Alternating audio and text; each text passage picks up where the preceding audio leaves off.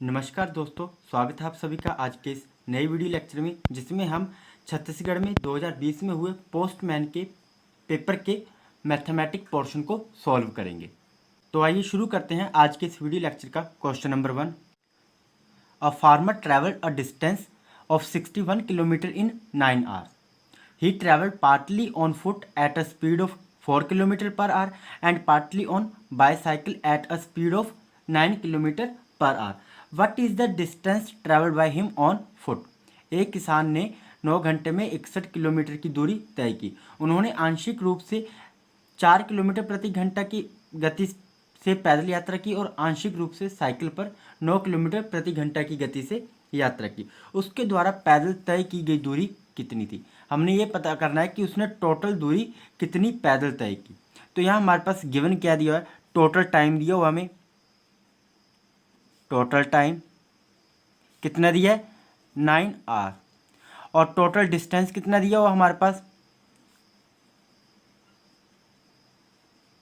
Total distance है हमारे पास 61 kilometre.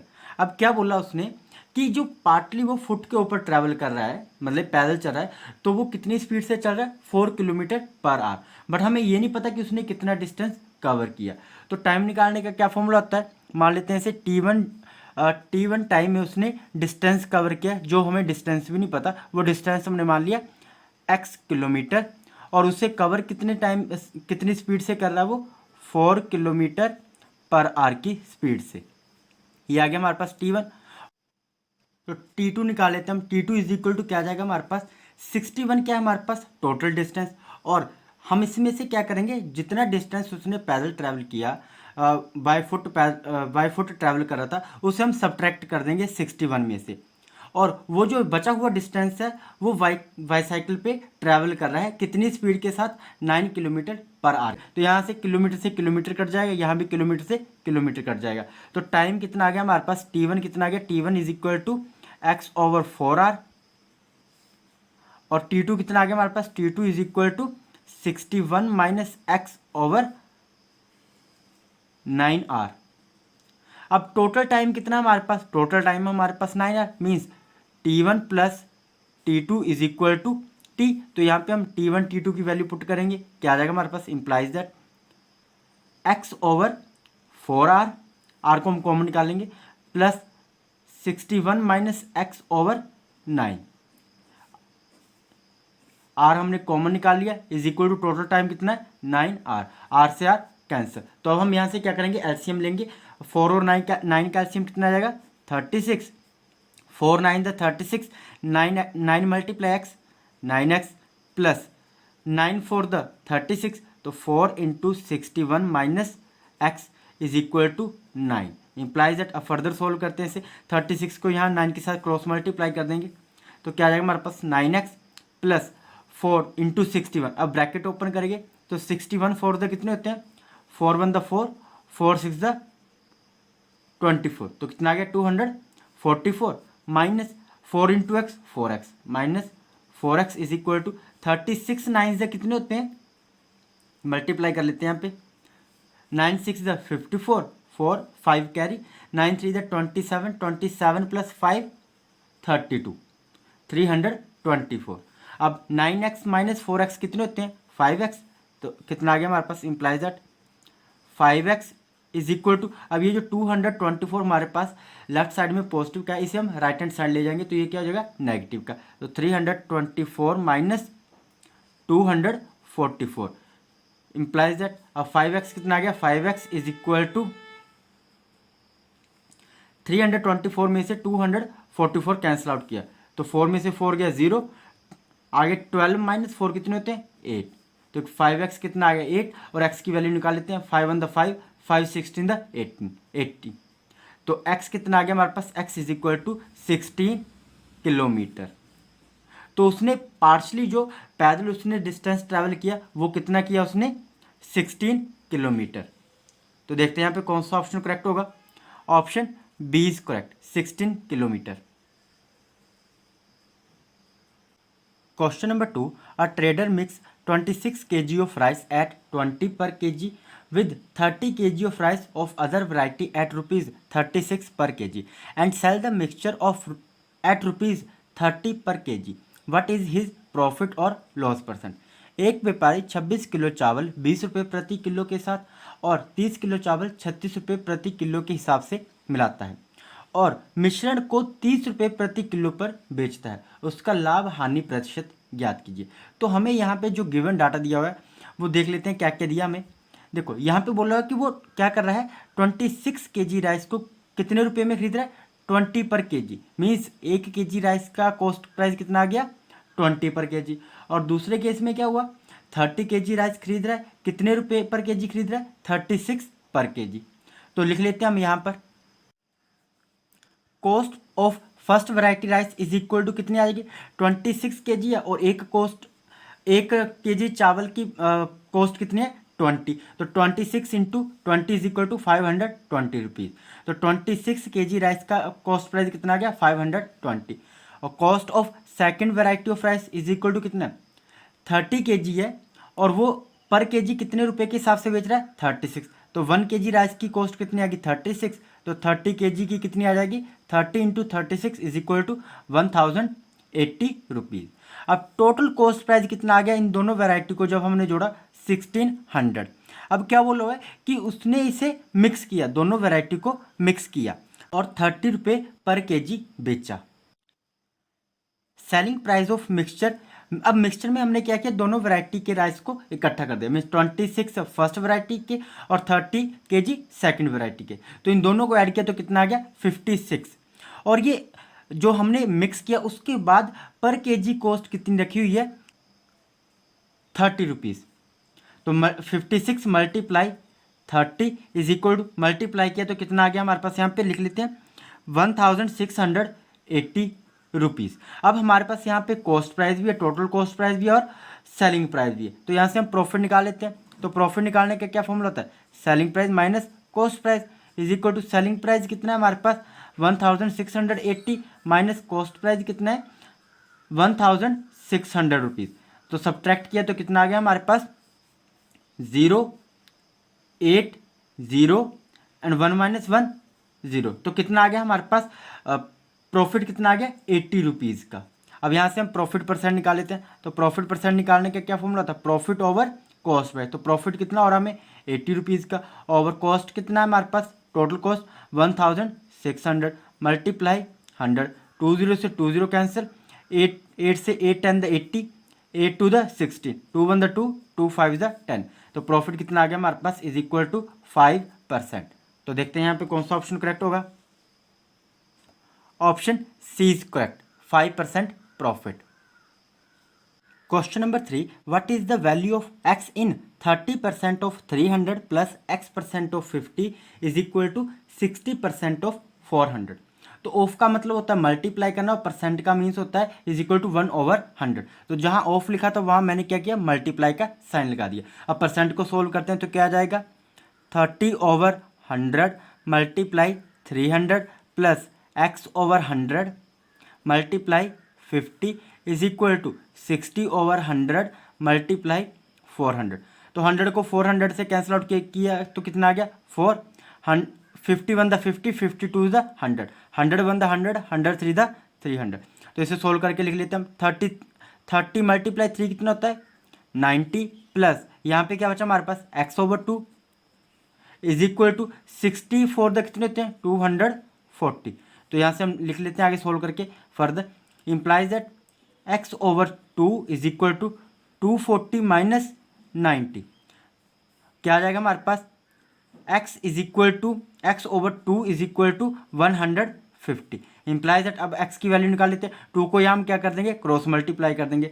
तो x इज इक्वल टू कितना आ गया, 150 multiply 2 is equal to 0 0 2 1 the 2 plus 1 3। तो x कितना आ गया हमारे पास, 300। तो देखते हैं यहाँ पे कौन सा ऑप्शन करेक्ट होगा, ऑप्शन बी इज करेक्ट।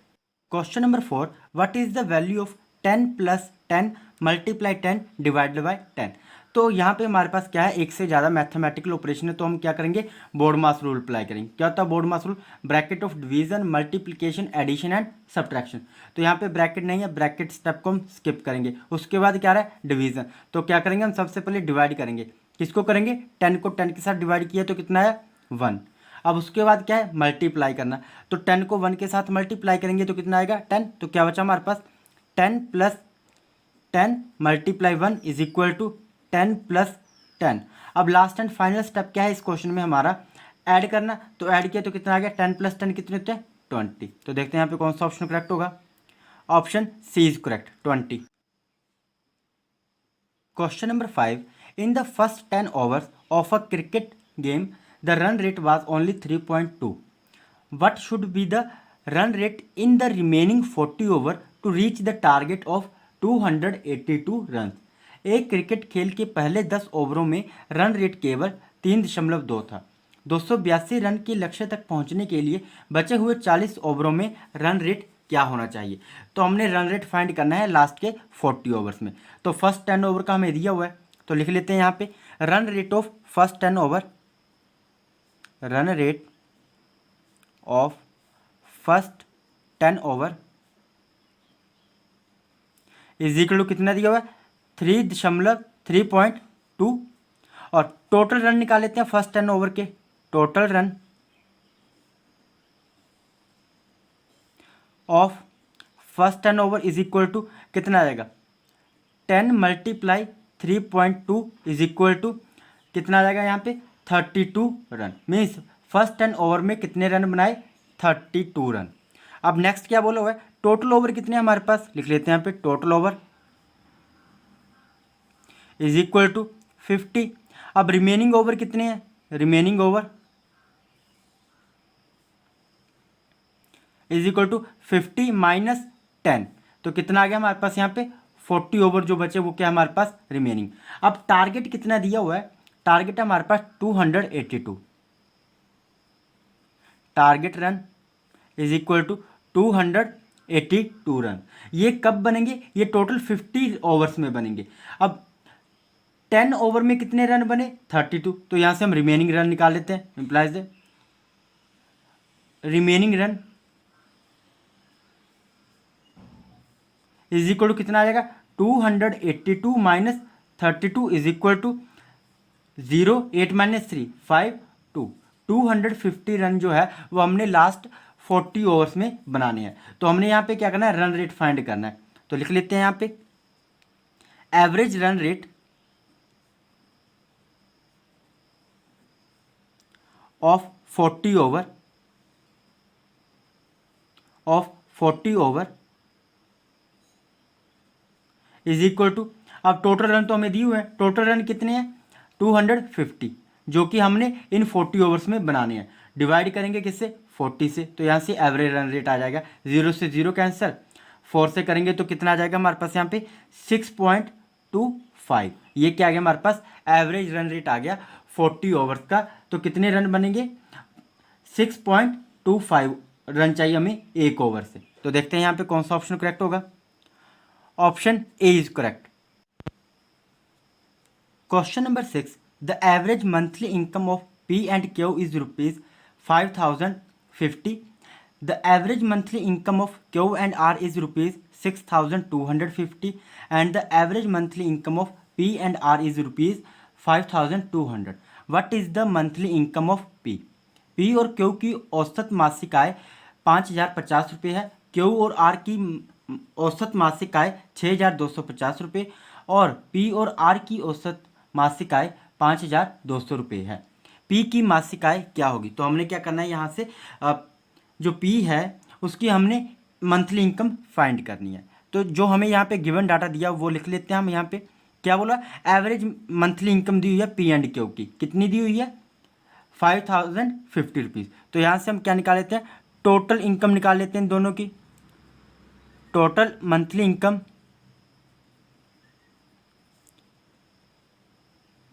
किसकी, पी एंड क्यू की,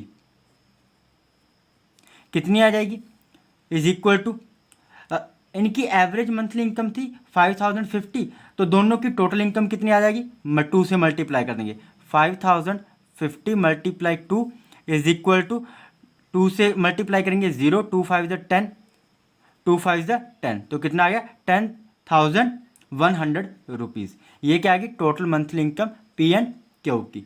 अब इसी तरीके से नेक्स्ट क्या दिया हुआ है, क्यू एंड आर की हमें मंथली एवरेज इनकम दी हुई है, तो टोटल इनकम निकाल लेते हैं हम यहाँ से। टोटल मंथली इनकम किसकी निकालनी है हमने, क्यू एंड आर की, Q plus R is equal to कितनी है हमारे पास 6,250। तो क्या करेंगे, दो पर्सन है तो मल्टीप्लाई कर देंगे 2 से, तो कितना आ जाएगा 6,250 मल्टीप्लाई 2 इज इक्वल टू 2 से 2 0 0, 2 5 ज़ 10 0, 2 2 ज़ 4 + 1 5, 2 6 ज़ 12, 12,500 रुपीज़। ये आ गई total monthly income Q and R की। तो ऐसे हम निकाल लेते हैं पी एंड आर की total monthly income. Total monthly income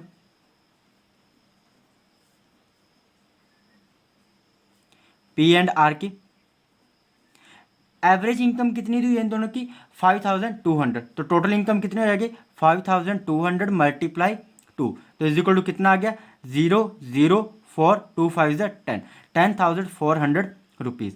तो जो ये आई इक्वेशन 1, ये हमारे पास इक्वेशन नंबर 2, ये इक्वेशन नंबर 3। अब क्या करेंगे, adding equation 1 2 and 3, adding equation 1 2 and 3, तो क्या आ जाएगा हमारे पास, ऐड कर लेते हैं P plus Q plus R plus P plus R is equal to, और इन तीनों की जो इनकम आई है उसे हम टोटल करेंगे तो कितना आएगा 33,000 रुपीज़।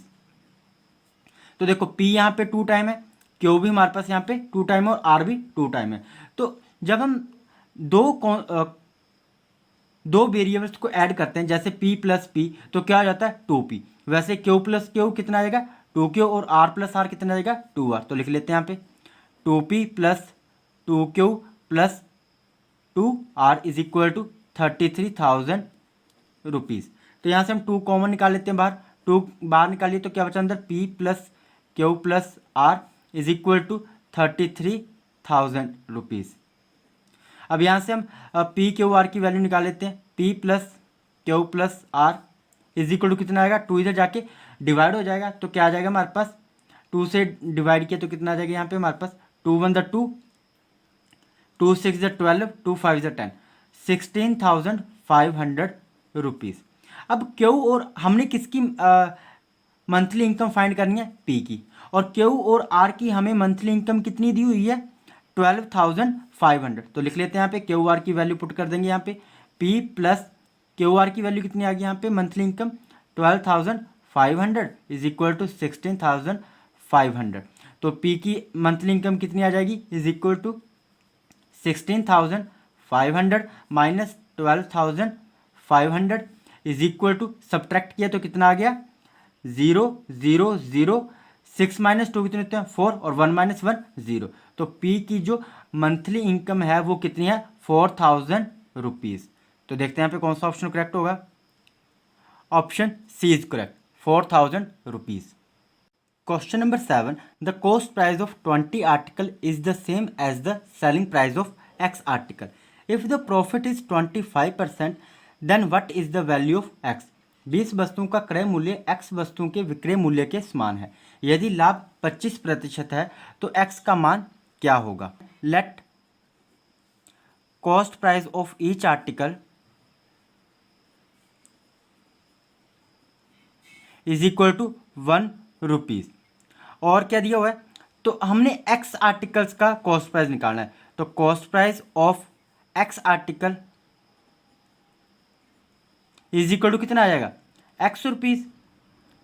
मतलब एक आर्टिकल का जो कॉस्ट प्राइस है वो कितना है, जो हमने माना वो 1 रुपीज़, तो X आर्टिकल का X into 1 is equal to X rupees ही आएगा। 1 लिखना चाहें तो हम यहाँ पे लिख सकते हैं, अदरवाइज नहीं, तो इसका मतलब यही होता है कि 1 साथ में होता ही है।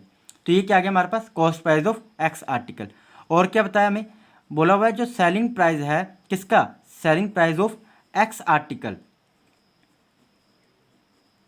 वो किसके इक्वल आ रहा है, कॉस्ट प्राइस ऑफ 20 आर्टिकल के equal. Means selling price of X article कितना आ गया फिर ₹20। अब देखो यहाँ पे हमारे पास सेलिंग प्राइस भी है और कॉस्ट प्राइस भी है, तो प्रॉफिट निकाल लेते हैं। Profit is equal to selling price minus cost price is equal to selling price कितना है ₹20 और कॉस्ट प्राइस कितना है ₹X। तो ये आ गया हमारे पास प्रॉफिट। अब हमने क्या निकालना है profit percent.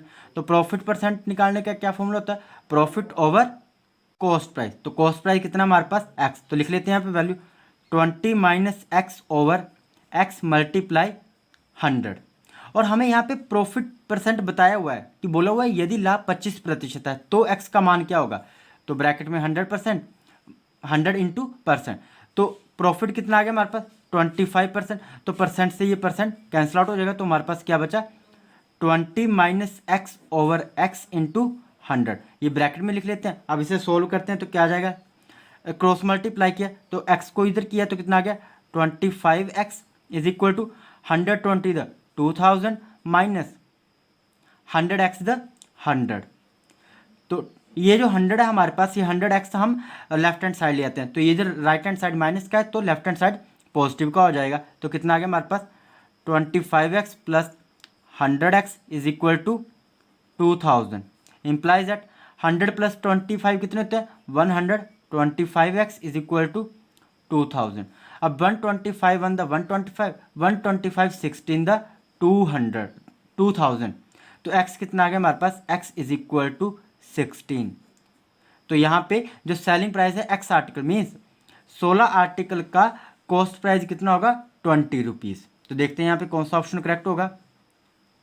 Option D is correct 16।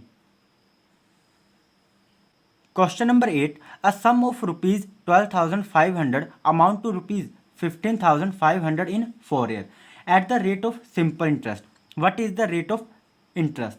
12,500 रुपये की राशि साधारण ब्याज की दर से 4 वर्षों में 15,500 रुपये हो जाती है। ब्याज दर क्या है? तो अब गिवन डाटा क्या है हमारे पास, हमें प्रिंसिपल दिया हुआ है कितना है 12,500, अमाउंट भी दिया हुआ है 15,500, टाइम दिया हुआ है 4 ईयर और रेट परसेंट हमने फाइंड करना है। तो देखो अब हमारे पास प्रिंसिपल भी है अमाउंट भी है, तो हम सिंपल इंटरेस्ट निकाल सकते हैं। सिंपल इंटरेस्ट के क्या निकालने का क्या फॉर्मूला होता है अमाउंट माइनस प्रिंसिपल। जब हमारे पास अमाउंट और प्रिंसिपल दोनों दिए हों तब हम ये फॉर्मूला यूज़ करते हैं।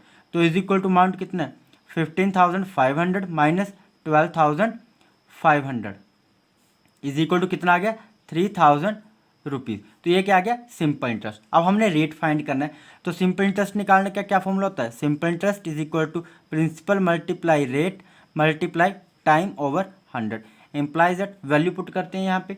सिंपल इंटरेस्ट कितना हमारे पास 3,000 rupees is equal to principal कितना है 12,500 मल्टीप्लाई टाइम कितना है 4 ईयर मल्टीप्लाई रेट कितना है आर लिख लेते हैं यहाँ पे।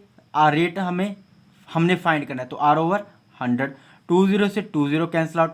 125 फोर द कितने होते हैं 500 और 506 द 3,000। तो रेट कितना आ गया हमारे पास रेट इज इक्वल टू 6%। तो देखते हैं यहाँ पे कौन सा ऑप्शन करेक्ट होगा। Option D is correct 6%। Question number 9. If 6 men and 8 boys can do a piece of work in 10 days, while 26 men and 48 boys can do the work in 2 days, what is the time taken by 15 men and 20 boys in doing the same work? यदि 6 पुरुष और 8 लड़के किसी कार्य को 10 दिनों में कर सकते हैं, जबकि 26 पुरुष और 48 लड़के उसी कार्य को 2 दिनों में कर सकते हैं, 15 पुरुष और 20 लड़के समान कार्य को करने में कितना समय लेते हैं? तो क्या दिया है ये हमारे पास यहाँ पे हमारे पास 2 केस दिए हुए। पहले तो वैसे 3 केस है, पहले हम 2 केस को सोल्व करेंगे फिर थर्ड केस के ऊपर चलेंगे। पहला क्या है 6 मैन एंड 8 बॉयज़ काम को ख़त्म कर रहे हैं 10 दिनों में और 26 मैन एंड 48 बॉयज़ कितने दिनों में 2 डेज में। तो यहाँ हमारे पास कौन सा फॉर्मूला यूज़ होगा चेन रूल फॉर्मूला यहाँ पे यूज़ होगा। क्या होता है हमारे पास chain rule M1 D1 over W1 is equal to M2 D2 over W2। यहाँ पे जो W1 W2 है हमारे पास वर्क सेम है।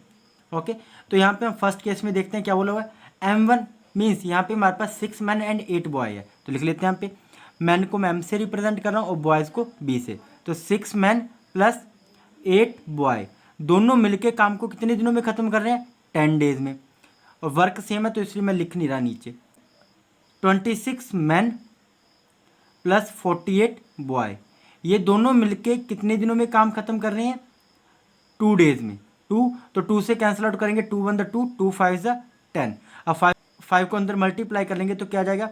5 6 30 man plus 5 8 40 boy is equal to 26 man plus 48 boy. अब मैन मैन को एक तरफ कर लेते हैं और बॉयज़ बॉयज़ को एक तरफ, तो 30m minus 26m is equal to 48 boys minus 40 boys. तो यहाँ से हम सोल्व कर लेंगे तो कितना आएगा हमारे पास? 30 minus 26, 4 man is equal to किसके इक्वल आएंगे? 8 बॉयज़ के इक्वल। तो 4 1 4, 4 2 8, तो एक मैन किसके इक्वल आ गया? 2 बॉयज़ के इक्वल। तो यहाँ से हम बॉय की वैल्यू निकाल लेते हैं, तो बी कितना आ गया हमारे पास? Implies that B is equal to m/2। तो ये वैल्यू जो है ये हम पुट करेंगे आगे नेक्स्ट पार्ट में। तो अब नेक्स्ट पार्ट में क्या बोला हुआ है कि 15 पुरुष और 20 लड़के समान कार्य को कितने समय में करेंगे। मतलब हमने क्या करना है? नंबर ऑफ डेज फाइंड करने हैं। तो देखो यहाँ से हम कोई भी एक इक्वेशन उठा के उसे इसके साथ कंपेयर करेंगे। तो मैंने क्या किया, ये वाली इक्वेशन ली फर्स्ट केस, उसे कंपेयर किया थर्ड केस के साथ। तो क्या बोला फर्स्ट केस में? 6 मैन प्लस 8 बॉयज़ काम को ख़त्म कर रहे हैं 10 दिन में, सेम वर्क सेम है, इज इक्वल टू। तो अब जो नया केस है उसमें क्या बोला है कि 15 मैन प्लस 20 बॉय, ये कितने दिनों में काम को ख़त्म करेंगे? मीन्स D2, यहाँ पे हमें नंबर ऑफ डेज बताया हुआ है, यहाँ पे हमने निकालने हैं, तो हमने D2 की वैल्यू फाइंड करनी है। तो अंदर मल्टीप्लाई करते हैं, कितना आ जाएगा? अभी हम यहाँ पे क्या करते हैं, 8 बी दिया हो ना, हम इस सभी को ना मैन में चेंज कर लेंगे। तो बी की वैल्यू कितनी है हमारे पास? m/2। तो बी की वैल्यू पुट कर देते हैं, क्या आ जाएगा? 6m plus 8m/2 into m/2 bracket close multiply 10 is equal to 15m plus 20 into B की वैल्यू कितनी है? m/2 मल्टीप्लाई में D2, जिसकी वैल्यू हमने फाइंड करनी है। तो 2 से कैंसिल आउट हो जाएगा, 2 1 2, 2 10 20, 2 1 2, 2 4 8। तो 6 मैन प्लस 4 मैन कितने हो गए? 10 मैन ब्रैकेट में 10 multiply is equal to 15m plus 20m कितने हो गए? सॉरी 15m प्लस 10m कितने हो गए? 25m multiply D2। तो यहाँ पे कितना आ गया हमारे पास? 100 man is equal to 25 man multiply D2। तो 25 को यहाँ पे क्रॉस मल्टीप्लाई करेंगे तो डिवाइड में हो जाएगा। तो क्या आ गया हमारे पास? 100m/25m, m से m कट गया, 25 1 25, 25 4 100। तो D2 कितना आ गया हमारे पास? Implies that number of days कितने आ गए? 4। तो देखते हैं यहाँ पे कौन सा ऑप्शन करेक्ट होगा। Option A is correct, 4 days. Question number 10, present age of Sameer and Anand are in the ratio of 5:4 respectively. After 3 years the ratio of their age will be 11:9 respectively. What is Anand present age?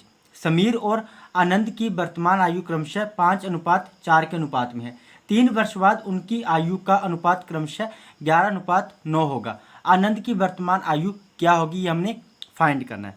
तो मान लेते हैं let present age of Sameer and Anand is equal to, ratio में दी हुई है 5:4, तो मान लेते हैं 5x एंड 4x। अब क्या बोला हुआ है? After 3 year ago, after 3 year means 3 साल बाद। तो लिख लेते हैं यहाँ पे according to question, after 3 year उनकी एज कितनी होगी है रेशियो में? 11:9। तो means 5x plus 3/4x plus 3 is equal to 11/9। तो यहाँ हम क्या करेंगे? क्रॉस मल्टीप्लाई करेंगे। तो इम्प्लाइज दैट क्रॉस मल्टीप्लाई किए तो क्या है? 9 इंटू में 5x plus 3 is equal to 11 into में 4x प्लस 3। अब ब्रैकेट ओपन कर लेते हैं तो क्या आ जाएगा? Implies that 9 5 45x plus 9 3 27 is equal to 11 4 44x plus 11 3 33। Implies that x को एक तरफ ले आते हैं और कांस्टेंट टर्म को एक तरफ। तो 45x minus 44x is equal to 33 minus 27। तो कितना आ गया हमारे पास? Implies that x is equal to 6। x की वैल्यू कितनी आ गई हमारे पास? 6। हमने किसकी एज फाइंड करनी है? आनंद की। तो आनंद की एज हमने कितनी मानी हुई है? 4x। तो निकाल लेते हैं आनंद की age. Age of present age of Anand, age of Anand is equal to कितनी मानी हुई थी हमने? 4x। एक्स की वैल्यू पुट करते हैं यहाँ पे, 4 इंटू में 6 इज इक्वल टू 24 ईयर। तो देखते हैं यहाँ पे कौन सा ऑप्शन करेक्ट होगा। Option A is correct, 24 years.